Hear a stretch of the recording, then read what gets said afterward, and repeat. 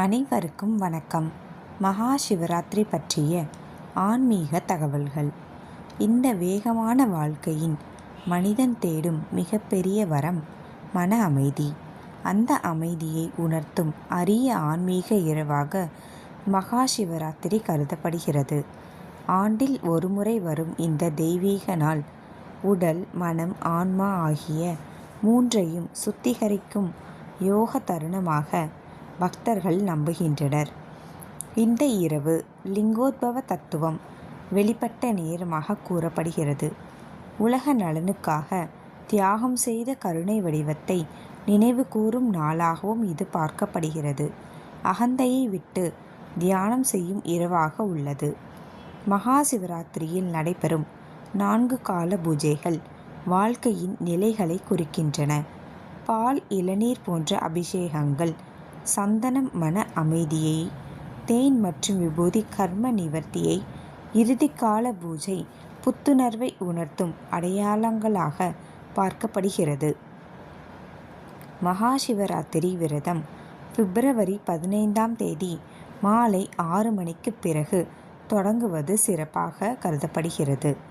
அந்த நேரத்திலிருந்து மனமும் உடலும் தூய்மையாக வைத்து இரவு முழுவதும் விழித்திருந்து சிவனை தியானிப்பதே இந்த விரதத்தின் மைய நோக்கம். 4 காலங்களில் நடைபெறும் சிவ பூஜைகளில் கலந்து கொண்டு பிப்ரவரி 16ஆம் தேதி காலை சுமார் 6:30 மணி அளவில் இறுதி பூஜையை நிறைவு செய்வது புண்ணியமாக பார்க்கப்படுகிறது. சிவராத்திரி நாளில் கோபம், பொய், அசைவ உணவு, பகல் தூக்கம் ஆகியவற்றை தவிர்த்து அமைதியும் ஒழுக்கமும் நிறைந்த மனநிலையுடன் இருப்பதே புராணங்கள் கூறும் சிறந்த விரத முறையாக பார்க்கப்படுகிறது. இரவில் முழுவதும் விழித்திருந்து சிவபெருமானை தரிசிக்க முடியாதவர்கள் கூட லிங்கோத்பவ நேரமாக கருதப்படும் இரவு 11:30 மணி முதல் 1 மணி வரை உள்ள அந்த புனித நேரத்திலாவது தவறாமல் சிவனை வழிபடுவது சிறப்பாகும்.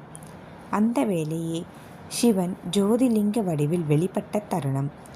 வீட்டிலேயே எளிமையாக வழிபட விரும்புபவர்கள் மாலை நேரத்தில் நெய் தீபம் அல்லது நல்லெண்ணெய் தீபம் ஏற்றுங்கள். 108 முறை ஓம் நமச்சிவாயா சொல்லுங்கள். ஒரு சிறிய கலசத்தில் நீர் வைத்து தியானம் செய்யலாம்.